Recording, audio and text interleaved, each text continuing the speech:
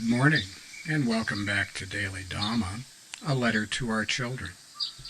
Today is November 15th, and our reading is Hogs of War. Cry havoc, and let slip the hogs of war. And that's with apologies to William Shakespeare, Julius Caesar, Act 3, Scene 1. Despite clear warnings from theologians, philosophers, George Orwell, and President Eisenhower, wholesale dumping of resources into the military-industrial complex is the default setting of too many nations. Countries aren't the only entities who burn themselves to the waterline over delusions. States, counties, cities, and neighborhoods get swept up in mass hysteria as well. We can do the same in our private lives. The Buddha taught us to use meditation to calm our mind and tame our heart. Obsessions, moods, and preoccupations are all lies.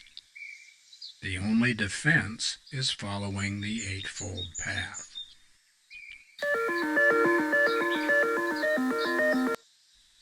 There's a big difference between personal self-defense, defending your family or your neighborhood, your people,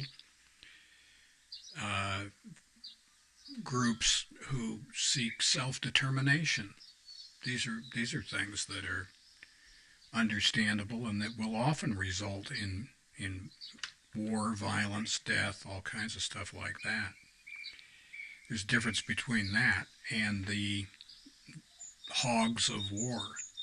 There is a huge industry that is devoted to selling more crap. And, we used to talk about, I guess some people still do, about just war theory. And there are two aspects of that. Just ad bellum, the right to go to war, and that includes the following criteria. You have to have a competent authority that is going to war. That is, you can't just get a bunch of folks together and go burn down your neighbor's house. You need to have a probability of success. There has to be a reasonable probability of success. You don't just go charging off half-cocked. It has to be the last resort, and there has to be a just cause. Now, the competent authority, probability of success, last resort, and just cause do not mean the uniparty. Everybody benefits if we buy a bunch of useless material and dump money into armaments. With the probability of success, yeah. If we continue to spend money on this, we'll continue to make money. It doesn't mean that kind of probability of success. Last resort, well, yeah, it's the last resort. If we don't have a war or a war industry, then we can't stay in control. And then where will we be? And it doesn't mean that. And for the just cause, yeah, it's just if we say we need more sun hats for our racehorses. How are we supposed to get money if it's not by shaking down the whole society? So that stuff is not good. The other part is just jus in bello, which is the right to is right conduct in war, and there's a whole thing about proportionality and military necessity and not using evil means and stuff like that. But these things are easily brushed aside by the so-called competent authorities that run these things. This reminds us of the Peace of Westphalia in 1648. Some people of great wisdom said, you know what?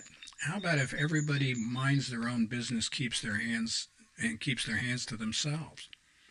And they decided that in your country, it'll be up to the king or the prince or whoever it is that runs the joint to decide whether you're going to not go to Protestant churches or not go to Catholic churches. That would be entirely up to the local principality. And that's not a bad idea, but that also gets pushed aside in recent years by people who are really devoted to making a lot of money for somebody else so that they can stay in command.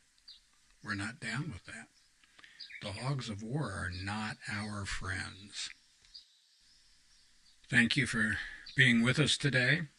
Please check the description box below for the outline of the book, Daily Dhamma, A Letter to Our Children, and for the table of contents for the 11 playlists that we've got for the YouTube channel. And happy trails to you until we meet again.